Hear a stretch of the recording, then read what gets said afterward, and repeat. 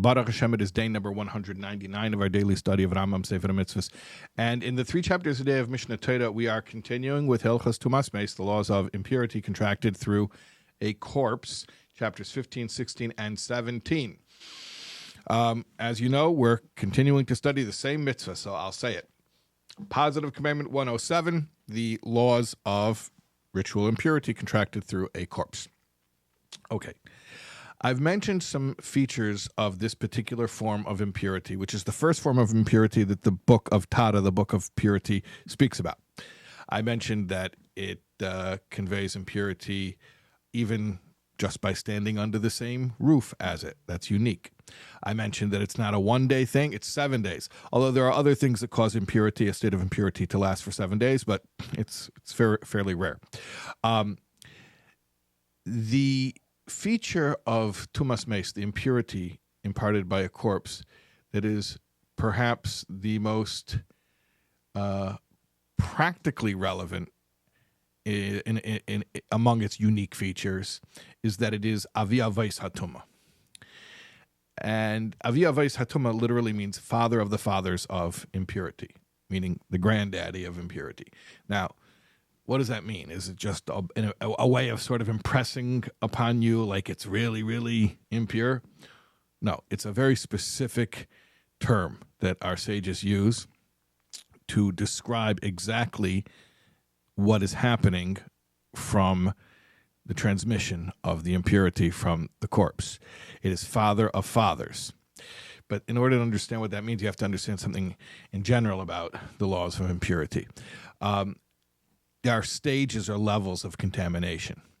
So there's something called an avatuma, a father of impurity. And the thing that it contacts becomes a rishon, a first level. And then the rishon creates a sheni, a second level. Okay? What is unique about the corpse is that it is not av hatuma, it is avi avos hatuma. It's not a father of impurity, it's a grandfather of impurity. What that means is, I'll explain it very simply, a person who touches a corpse, or for that matter, stands under the same roof as a corpse, that person himself, when he becomes impure from that exposure to the corpse, he himself becomes an av hatuma. And let's say he touches another person, that person becomes a rishon l'tuma. And then whatever that person touches becomes a sheni. Let's say a person was in a house with a dead body. He left. He touched somebody else. He shook his hand. And then that guy turned around and he made a sandwich. So follow that. The corpse is the Avi Avos, the father of fathers. The guy who was in the room when it happened, or it doesn't have to be there when the person died, but he was in the room at any point while the corpse was still there. He becomes an Av Hatuma. He goes and shakes hands with somebody else. That guy becomes a rishon, and then what he touches becomes a sheni. So everything goes up one level of severity when dealing with the impurity imparted by a corpse. Now, one thing I should point out is that 7-day term does not carry over to the next stage. Only the person who directly is defiled by the corpse has a 7-day term of impurity.